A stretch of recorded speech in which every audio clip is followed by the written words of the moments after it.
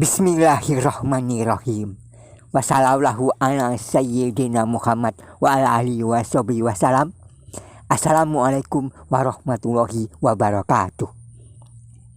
Inilah pesan-pesan Imam Al-Ghazali ketika menasihati anaknya, sebagaimana tercantum dalam kitab Ayyuhal Waladul Muhib, dikarang sendiri oleh Imam Al-Ghazali, bahwa Rasulullah Muhammad Shallallahu Alaihi Wasallam pernah menasihati umatnya.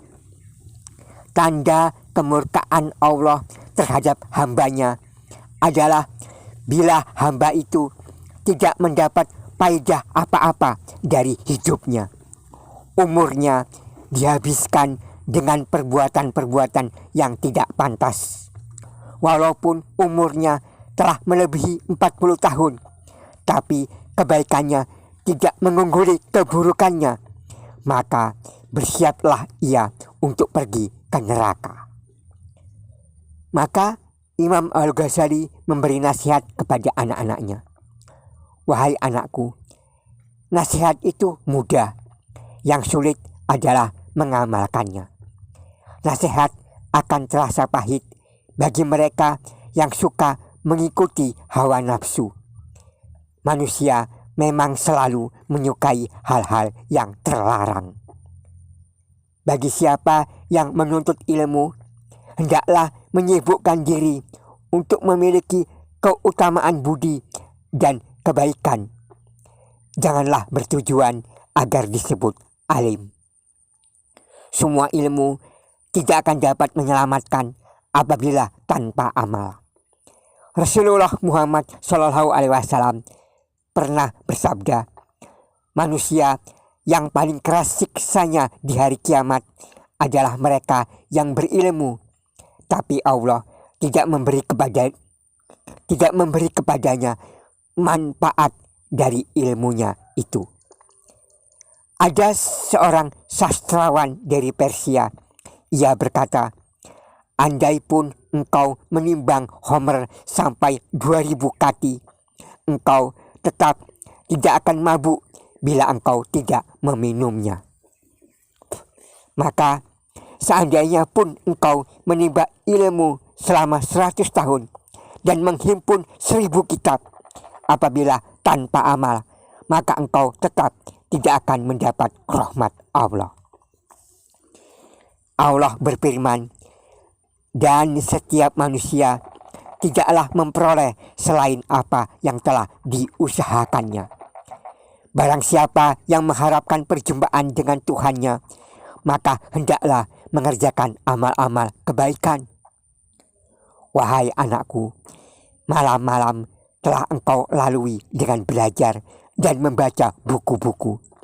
Bahkan engkau tidak tidur selama itu. Jika tujuanmu hanya untuk kesenangan duniawi, maka celakalah kamu. Jika tujuanmu untuk menghidupkan syariat,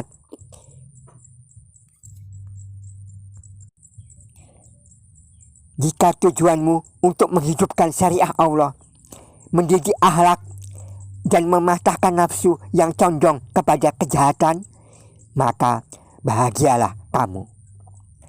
Seorang sastrawan pernah berkata, berpaya-paya tanpa mengharap ridho Allah adalah sia-sia. Bertangis-tangis yang bukan karena Allah adalah batil. Maka engkau memang perlu menuntut ilmu. Tetapi bagaimana caranya agar bisa menempuh jalan kebenaran? Ketahuilah bahwa untuk menempuh jalan kebenaran, kita perlu memiliki seorang guru yang baik. Guru yang membimbing dan mendidik untuk mendapatkan akhlak yang baik. Ia bagaikan petani yang mencabuti tanaman-tanaman asing dari sela-sela tanaman buah, supaya hasilnya lebih optimal. Allah pernah mengirim para rasul untuk membimbing manusia ke jalannya. Dan ketika rasul-rasul telah berpulang, ia pun meninggalkan khulafa yang menggantikannya. Maka seorang guru hendaklah adalah seorang yang alim, Tapi tidak setiap alim pantas menjadi seorang khalifah Rasul. Inilah tanda-tanda orang alim itu. Ia adalah orang yang berpaling dari cinta duniawi dan cinta kedudukan. Ia telah mengikuti seseorang yang bijaksana dan keteladanannya berurutan hingga saat Rasulullah wafat. Guru yang baik atau orang yang alim itu adalah orang yang pandai melatih nafsunya dengan sedikit makan dan sedikit bicara dan sedikit tidur. Lebih sering dirinya berpuasa, sering bersolat sunnah, dan sering bersedekah walau tidak diketahui siapapun. Perilakunya baik dengan kesabaran, hatinya yakin dengan syukur dan tawakal, jiwanya tenang dengan rasa malu dan tidak terburu-buru. Memang orang seperti itu susah didapatkan, tetapi bila berhasil engkau temukan, maka hormatilah ia sepenuh hatimu. Hormatilah ia dengan tidak membantahnya, walaupun ia sendiri yang mengaku salah.